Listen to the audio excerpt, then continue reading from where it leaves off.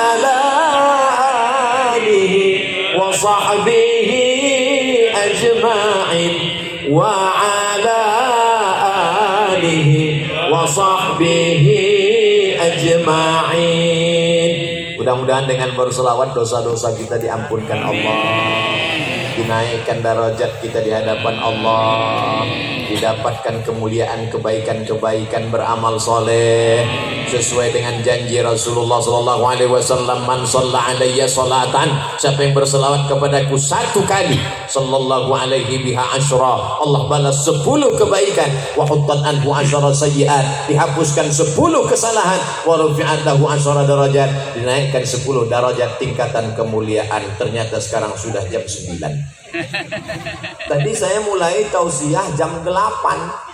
Begitu saya cerita, nyampaikan ini, ngomong, lihat jam, udah jam 9. Ternyata ngomong di depan orang yang hatinya busuk itu nggak terasa 1 jam. Ustaz Somad nih basa-basi aja ngomong pelipur lara. Enggak. Dari tadi sampai sekarang saya belum ada ngelihat jam. Wallahi tallahi billahi. Saya ceramah terus baru lihat jam. Sudah 1 jam. Sampai saya ragu, jangan-jangan jam ini mati. Ternyata kalau kita ngomong, orang hatinya terbuka, kita menyampaikan juga cair, tak terasa. Saya pernah tausiah, rasanya lama sekali. Menjelang buka puasa.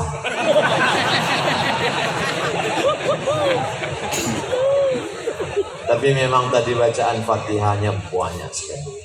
Untuk Kiai Isbat Al-Fatihah, untuk Kiai Abdul Hamid Al-Fatihah, untuk Kiai Baybawi Al-Fatihah, untuk Mbah Khalil Bangkalan Al-Fatihah, untuk para habaib, para ulama Al-Fatihah. Kenapa?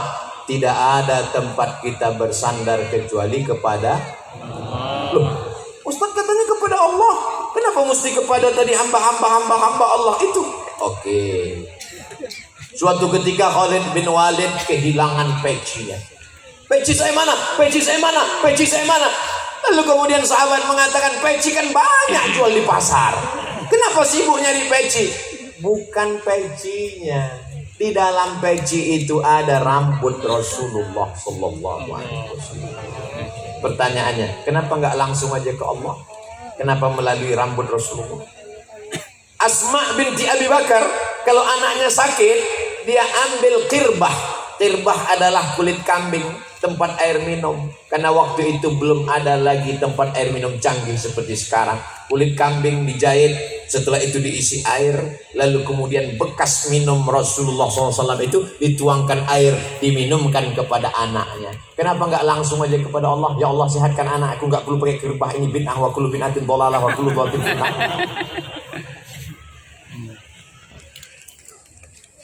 Ketika Nabi Yakub menangisi anaknya Yusuf, Nabi Ibrahim alaihissalam punya anak namanya Ishak. Ishak punya anak laki-laki namanya Yakub. Yakub punya anak laki-laki namanya Yusuf. Yusuf punya saudara namanya Yahuza. Keturunan Yahuza disebut dengan Yahudi. Jangan diterjemahkan. Nanti saya nggak bisa masuk ke Palestina.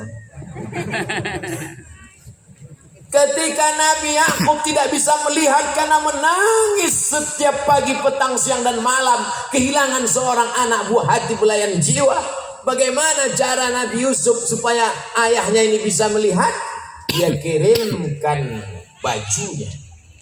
Idhab biqamisi hadha. Pergilah kamu membawa bajuku ini, bawa ke ayahku. Kenapa? Nanti kalau sudah baju ini sampai ya'ti basira, dia akan bisa melihat. Kenapa Nabi Yusuf nggak berdoa aja? Ya Allah, bukakan mata bapakku. Dan bapaknya juga Nabi. Kenapa Nabi Yakub nggak? Kenapa mesti pakai baju Yusuf? Bukankah karena baju itu dulu pandangannya hilang? Karena baju itu dilumuri dengan darah kambing. Lalu dikatakan, inilah baju Yusuf. Padahal itu adalah